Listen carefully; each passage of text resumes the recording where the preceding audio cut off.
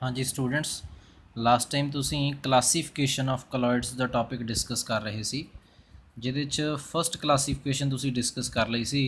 Classification based on the physical state of the dispersed phase and dispersion medium. ਇਹ topic ਤੁਸੀਂ ਕਰ ਚੁੱਕੇ ਹੈ।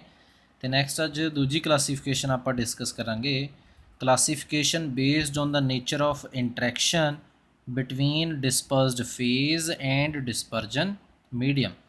कि ਜਿਹੜੇ ਡਿਸਪਰਸਡ ਫੇਜ਼ ਮੀਨਸ ਸਲਿਊਟ ਤੇ ਡਿਸਪਰਜਨ ਮੀਡੀਅਮ ਮਤਲਬ ਸੋਲਵੈਂਟ, ਉਹਨਾਂ ਦੇ ਜਿਹੜੇ ਪਾਰਟੀਕਲਸ ਨੇ ਉਹਨਾਂ 'ਚ ਆਪਸ 'ਚ ਇੰਟਰੈਕਸ਼ਨ ਕਿਹੋ ਜਿਹੀ ਹੈ, ਆਪਸ 'ਚ ਅਟਰੈਕਸ਼ਨ ਦਾ ਨੇਚਰ ਕਿਹੋ ਜਿਹਾ, ਉਸ 'ਤੇ ਬੇਸਡ ਕਲਾਸੀਫਿਕੇਸ਼ਨ ਹੈ। ਸੋ ਲਿਖਿਆ ਹੋਇਆ depending upon the nature of interactions between dispersed phase and the dispersion medium the colloidal solutions can be classified into two types।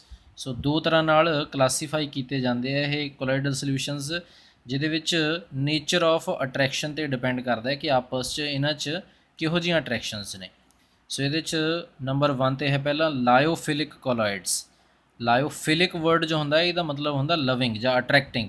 Liquid loving means ਇਹਦੇ ਵਿੱਚ ਆਪਸ 'ਚ ਪਾਰਟੀਕਲਸ ਦੇ ਵਿੱਚ ਅਟਰੈਕਸ਼ਨ ਜ਼ਿਆਦਾ ਹੁੰਦੀ ਹੈ। ਸੋ ਲਿਖਿਆ ਹੋਇਆ the colloidal solutions in which the particles of dispersed phase either ਇੱਕ ਰਹਿ ਗਈ ਸੀ ਆਹ ਵਰਡ, ਇਹ ਇੱਧਰ ਲਿਖਿਆ ਹੋਇਆ in which the particles of dispersed phase have great affinity or attraction। affinity we attraction ਨੂੰ ਕਹਿੰਦੇ ਆ। have great affinity or attraction for the dispersion medium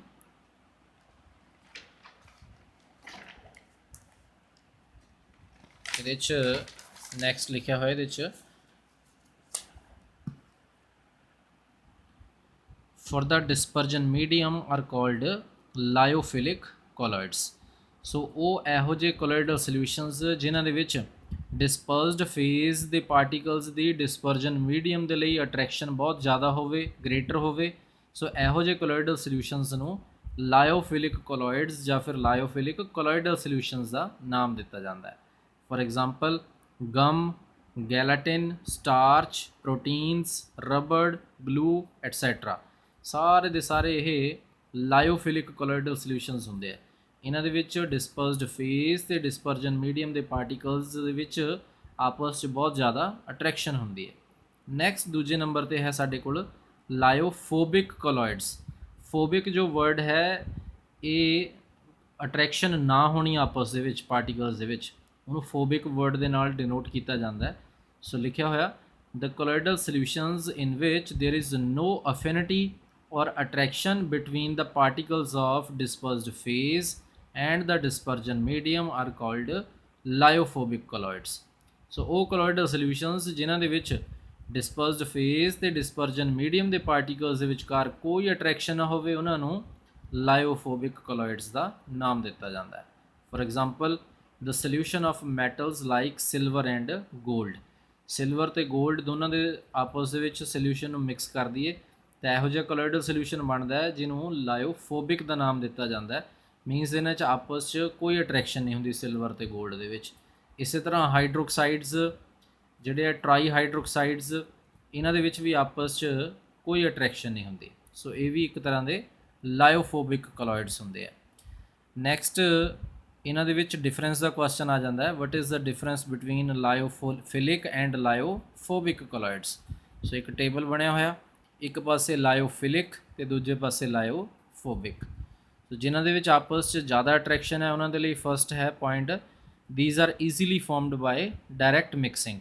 ਕਿਉਂਕਿ ਆਪਸ 'ਚ ਅਟਰੈਕਸ਼ਨ ਬਹੁਤ ਹੈ, ਡਿਸਪਰਸਡ ਫੇਜ਼ ਤੇ ਡਿਸਪਰਜਨ ਮੀਡੀਅਮ ਨੂੰ ਆਪਸ 'ਚ ਇੰਟਰਮਿਕਸ ਕਰਾਂਗੇ, ਕੋਲੋਇਡਲ ਸੋਲਿਊਸ਼ਨ ਬਣ ਜਾਂਦਾ ਹੈ ਆਸਾਨੀ ਦੇ ਨਾਲ। ਬਟ ਇੱਥੇ these are formed only by special methods, ਕਿਉਂਕਿ ਆਪਸ 'ਚ ਕੋਈ ਅਟਰੈਕਸ਼ਨ ਹੈ ਨਹੀਂ। ਸੋ ਇੱਥੇ ਸਪੈਸ਼ਲ ਟੈਕਨੀਕਸ ਯੂਜ਼ ਕਰਨੀਆਂ ਪੈਂਦੀਆਂ ਨੇ ਇਹਨਾਂ ਨੂੰ ਆਪਸ ਦੇ ਵਿੱਚ ਮਿਕਸ ਕਰਨ ਦੇ ਲਈ, ਸੋਲਿਊਸ਼ਨ ਬਣਾਉਣ ਦੇ ਲਈ। Next, the particles of colloids are true molecules and are having big size। ਕਿਉਂਕਿ ਇੱਥੇ ਪਾਰਟੀਕਲਸ ਦੇ ਵਿੱਚ ਅਟਰੈਕਸ਼ਨ ਬਹੁਤ ਜ਼ਿਆਦਾ ਹੁੰਦੀ ਆ, ਆਪਸ 'ਚ ਈਜ਼ੀਲੀ ਇੰਟਰਮਿਕਸ ਹੋ ਜਾਂਦੇ ਆ ਅਤੇ ਇੰਟਰਮਿਕਸ ਹੋ ਕੇ ਫਿਰ ਉਹ ਮੋਲੀਕਿਊਲਸ ਬਣਾ ਲੈਂਦੇ ਆ। ਦੋ ਜਾਂ ਦੋ ਤੋਂ ਵੱਧ ਸਬਸਟੈਂਸਸ ਆਪਸ 'ਚ ਮਿਲ ਕੇ ਮੋਲੀਕਿਊਲ ਬਣਾ ਲੈਂਦੀਆਂ, ਮੀਨਸ ਇਹ ਟਰੂ ਮੋਲੀਕਿਊਲ, ਕਿਉਂਕਿ ਬੜੀ ਆਸਾਨੀ ਦੇ ਨਾਲ ਇਹ ਈਜ਼ੀਲੀ ਫਾਰਮ ਹੋ ਜਾਂਦੇ ਆ ਅਤੇ ਇਹਨਾਂ ਦਾ ਸਾਈਜ਼ ਵੀ ਬਹੁਤ ਵੱਡਾ ਹੁੰਦਾ। ਤੇ ਇਹਦੇ 'ਚ ਦ ਪਾਰਟੀਕਲਸ ਆਰ ਐਗਰੀਗੇਟਸ ਆਫ ਮੈਨੀ ਮੋਲੀਕਿਊਲਸ।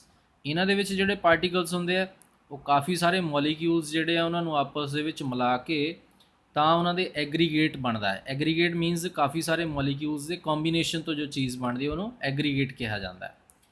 ਸੋ ਇਹਦੇ 'ਚ the particles are not easily visible even under ultra microscope.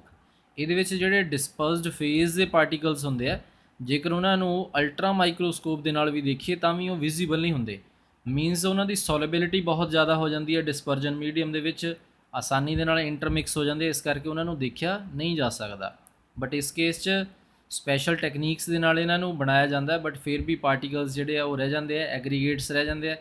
So the particles are easily detected by ultra microscope. So ਇਹਦੇ ਵਿੱਚ ਜਿਹੜੇ ਡਿਸਪਰਸਡ ਫੇਜ਼ ਦੇ ਪਾਰਟੀਕਲਸ ਨੇ ਉਹਨਾਂ ਨੂੰ ਬੜੀ ਆਸਾਨੀ ਦੇ ਨਾਲ ਅਲਟਰਾ ਮਾਈਕਰੋਸਕੋਪ ਦੀ ਹੈਲਪ ਦੇ ਨਾਲ ਦੇਖਿਆ ਜਾ ਸਕਦਾ। They are not easily precipitated by small amount of electrolytes. So ਕੋਈ ਇਲੈਕਟ੍ਰੋਲਾਈਟ ਇਹਨਾਂ ਦੇ ਵਿੱਚ ਪਾ ਦਈਏ ਤਾਂ ਇਹਨਾਂ ਦੀ ਪ੍ਰੈਸੀਪਿਟੇਸ਼ਨ ਨਹੀਂ ਹੁੰਦੀ। ਪ੍ਰੈਸੀਪਿਟੇਸ਼ਨ ਮੀਨਸ ਪਾਰਟੀਕਲਸ ਅਲੱਗ-ਅਲੱਗ ਨਹੀਂ ਹੁੰਦੇ। ਇਹ ਨਹੀਂ ਹੁੰਦਾ ਕਿ ਡਿਸਪਰਜਨ ਮੀਡੀਅਮ ਦੇ ਵਿੱਚੋਂ ਡਿਸਪਰਸਡ ਫੇਜ਼ ਦੇ ਪਾਰਟੀਕਲਸ ਸੈਪਰੇਟ ਦਿਖਣੇ ਸ਼ੁਰੂ ਹੋ ਗਏ, ਇਹ ਨਹੀਂ ਹੁੰਦਾ ਕਦੇ ਵੀ। ਸੋ ਪਾਰਟੀਕਲਸ ਜਿੱਥੇ ਸੈਪਰੇਟ ਦਿਖਣੇ ਸ਼ੁਰੂ ਹੋ ਜਾਂਦੇ ਆ ਉਹਨਾਂ ਦੇ ਛੋਟੇ-ਛੋਟੇ ਕਣ ਦਿਖਣੇ ਸ਼ੁਰੂ ਹੋ ਜਾਂਦੇ ਆ, ਉਹਨਾਂ ਨੂੰ ਪ੍ਰੈਸੀਪਿਟੇਟਸ ਕਹਿੰਦੇ ਆ। ਸੋ ਇੱਥੇ ਪ੍ਰੈਸੀਪਿਟੇਟਸ ਨਹੀਂ ਬਣਦੇ ਆ ਡਿਸਪਰਸਡ ਫੇਜ਼ ਦੇ, ਬਟ ਇੱਥੇ they are easily precipitated by the addition of small amount of suitable electrolytes. But ਇਹਨਾਂ ਦੇ ਵਿੱਚ ਜੇ ਥੋੜ੍ਹਾ ਜਿਹਾ ਵੀ ਕੋਈ ਇਲੈਕਟ੍ਰੋਲਾਈਟ ਪਾ ਦਈਏ ਤਾਂ ਡਿਸਪਰਸਡ ਫੇਜ਼ ਦੇ ਪਾਰਟੀਕਲਸ ਇੱਕਦਮ ਡਿਸਪਰਜਨ ਮੀਡੀਅਮ ਤੋਂ ਸੈਪਰੇਟ ਹੋ ਜਾਂਦੇ ਆ। ਪ੍ਰੈਸੀਪਿਟੇਸ਼ਨ ਦੀ ਇੱਕ ਐਗਜ਼ਾਮਪਲ ਦੱਸ ਦਿੰਦਾ ਤੁਹਾਨੂੰ। ਜਿਵੇਂ ਦੁੱਧ ਦੇ ਵਿੱਚ ਜਦੋਂ ਨਿੰਬੂ ਪਾ ਦਿੱਤਾ ਜਾਂਦਾ ਹੈ ਤਾਂ ਇੱਕਦਮ ਕਿਆ ਹੁੰਦਾ ਕਿ ਕਰੀਮ ਜੋ ਹੈ ਉਹ ਇੱਕ ਪਾਸੇ ਸੈਪਰੇਟ ਹੋ ਜਾਂਦੀ ਹੈ। ਪਨੀਰ ਦੇਖਦੇ ਹਾਂ ਆਪਾਂ ਇੱਕਦਮ ਉਹ ਸੈਪਰੇਟ ਹੋ ਜਾਂਦਾ, ਵਾਟਰ ਮੋਲੀਕਿਊਲ ਸੈਪਰੇਟ ਹੋ ਜਾਂਦਾ। ਉਹ ਪ੍ਰੈਸੀਪਿਟੇਸ਼ਨ ਦੀ ਪ੍ਰੋਸੈਸ ਹੈ ਇੱਕ ਸਿੰਪਲ ਜੀ, ਕਿ ਇਲੈਕਟ੍ਰੋਲਾਈਟ ਪਾਇਆ ਮੀਨਸ ਨਿੰਬੂ ਪਾਇਆ ਉਹਦੇ ਵਿੱਚ, ਨਿੰਬੂ ਦਾ ਸੋਲਿਊਸ਼ਨ, ਤਾਂ ਇੱਕਦਮ ਪ੍ਰੈਸੀਪਿਟੇਸ਼ਨ ਹੋ ਗਈ, ਉਹਨੂੰ ਪ੍ਰੈਸੀਪਿਟੇਸ਼ਨ ਕਹਿੰਦੇ ਆਪਾਂ।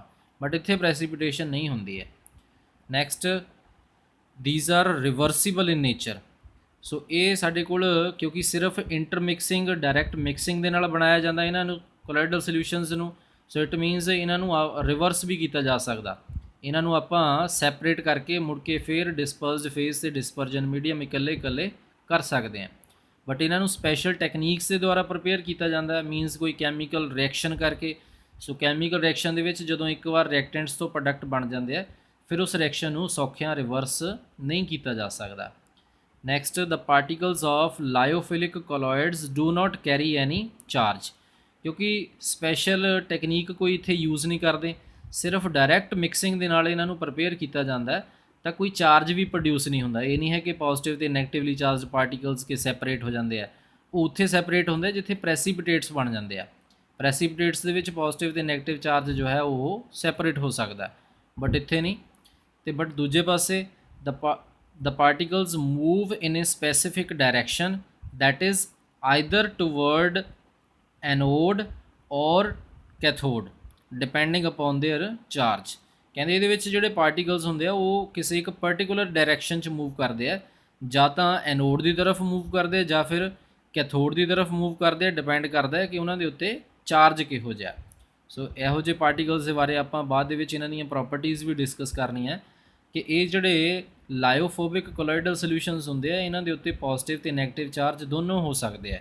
ਸੋ ਜੇਕਰ ਪੋਜ਼ਿਟਿਵ ਚਾਰਜ ਹੈ ਤਾਂ ਉਹ ਨੈਗੇਟਿਵਲੀ ਚਾਰਜ ਸਬਸਟੈਂਸ ਦੇ ਵੱਲ ਮੂਵ ਕਰਨਗੇ, ਨੈਗੇਟਿਵਲੀ ਚਾਰਜ ਇਲੈਕਟ੍ਰੋਡ ਦੇ ਵੱਲ। ਜੇਕਰ ਪਾਰਟੀਕਲਸ ਦੇ ਉੱਤੇ ਨੈਗੇਟਿਵ ਚਾਰਜ ਹੈ ਤਾਂ ਉਹ ਪੋਜ਼ਿਟਿਵਲੀ ਚਾਰਜ ਇਲੈਕਟ੍ਰੋਡ ਦੀ ਤਰਫ ਮੂਵ ਕਰਦੇ ਆ। ਇਹ ਨੈਕਸਟ ਤੁਸੀਂ ਪ੍ਰੋਪਰਟੀਜ਼ ਦੇ ਵਿੱਚ ਜਾ ਕੇ ਡਿਸਕਸ ਕਰੋਗੇ। ਨੈਕਸਟ ਹੈ they are very stable. Lyophilic colloidal solution ਬਹੁਤ ਜ਼ਿਆਦਾ ਸਟੇਬਲ ਹੁੰਦੇ ਆ ਕਿਉਂਕਿ ਡਾਇਰੈਕਟ ਮਿਕਸਿੰਗ ਦੇ ਨਾਲ ਬਣਦੇ ਆ, ਆਪਸ ਦੇ ਵਿੱਚ ਅਟਰੈਕਸ਼ਨ ਬਹੁਤ ਹੁੰਦੀ ਹੈ, ਬਟ ਇਹਨਾਂ 'ਚ ਅਟਰੈਕਸ਼ਨ ਨਹੀਂ ਹੁੰਦੀ, ਇਸ ਕਰਕੇ ਦੇ ਆਰ ਅਨਸਟੇਬਲ। ਨੈਕਸਟ ਇੱਕ ਬਹੁਤ ਇੰਪੋਰਟੈਂਟ ਆਹ ਪੁਆਇੰਟ ਹੈ ਇਹਦੇ ਵਿੱਚ, they do not show Tyndall effect but they show Tyndall effect.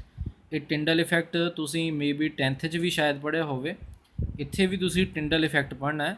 ਟਿੰਡਲ effect ਜੋ ਹੈ ਇੱਕ ਸਾਇੰਟਿਸਟ ਹੈ ਟਿੰਡਲ, ਉਹਨੇ ਇਹ ਇਫੈਕਟ ਜੋ ਹੈ ਸ਼ੋ ਕੀਤਾ ਸੀ। ਇੱਥੇ ਅਲੱਗ ਤੋਂ ਇੱਕ ਟੌਪਿਕ ਆਉਂਦਾ ਇਹ ਟਿੰਡਲ ਇਫੈਕਟ ਦਾ, ਕਿ ਜਿਹੜੇ ਟਰੂ ਸੋਲਿਊਸ਼ਨ ਦੇ ਪਾਰਟੀਕਲਸ ਹੁੰਦੇ ਨੇ ਉਹ ਟਿੰਡਲ ਇਫੈਕਟ ਨਹੀਂ ਸ਼ੋ ਕਰਦੇ।